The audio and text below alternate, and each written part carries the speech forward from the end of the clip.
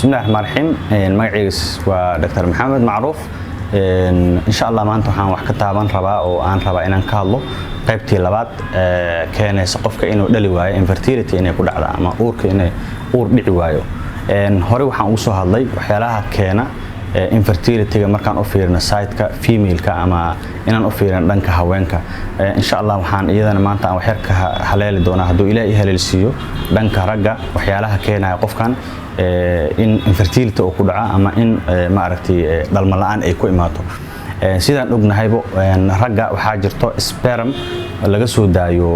from testis-ka laga soo daayo sperm-ka ama shahwada ragga waxay ku samaysantaa sperm-ka markay ku samaysan testis-ka ku samaysantaa andhaha testis markay ku samaysanto waxa soo qaado wax loo yaqaan fast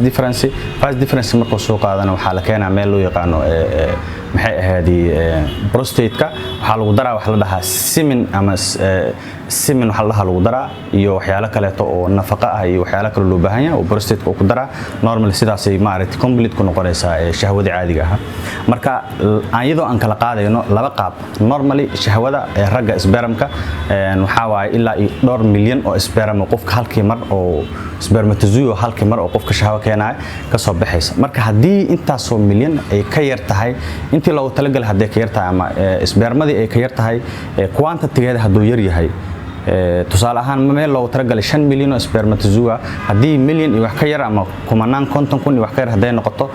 qofkii sidii la rabay ama intii la rabay oo sperm meesha intay karto waxa ku dhacaysa marka qofkaas inuu maaragtay noqdo normal infertility sidoo kale spermatozoa wuxuu sameeyay shape oo madaxu leeyahay head neck iyo wuxuu leeyahay andhaha body hadii madaxa uu ka sameeyay physically in haduu yahay qaabkii loo talagalay ama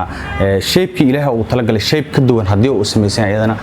sidoo kale uur ma dhici karo waxyaalaha kale to keenaya waxa kamid ah fast difference-ga oo ah meeshii shahwada xididkiisu qaadayo oo kale hadii uu xiran yahay obstruction uu yahay iyadana uurka ma la qaadi karo waxyaalaha kale to ninka ragga ah keenaya in yani uur aan la qaadi karin waxa kamid ah hadii qofka normally stress oo hayo kale caadi uu maskaxiyan oo stressful u yahay hadii qofka yahay qof secret smoker-ka dadka badan aad sigaar ku cabo iyadana waxa waaye infertility-goodu waa badan yahay hal dhaha alcoholism-ka sidoo kale infertility waa badan yahay male obesity qofka aad ku cayiran iyadana infertility-kiisu waa badan yahay daawooyin waxa jira la iska qaato oo hadii aan daawada dhakhtar ku soo qorin oo daawooyin infertility ka qayb qaata jiro oo infertility keeni karo marka intaas in badan keeni karto assalaamu calaykum waraxmatullaahi tacaala wabarakaatuh qoraaladan iyo kuwa lamid ah oo ku saabsan hooyada uur kale laga soo bilaabo marka ay uur ka qaado ilaa ay ka dhalayso iyo 6 bil ugu horeysa xanaanada ay u baahan yihiin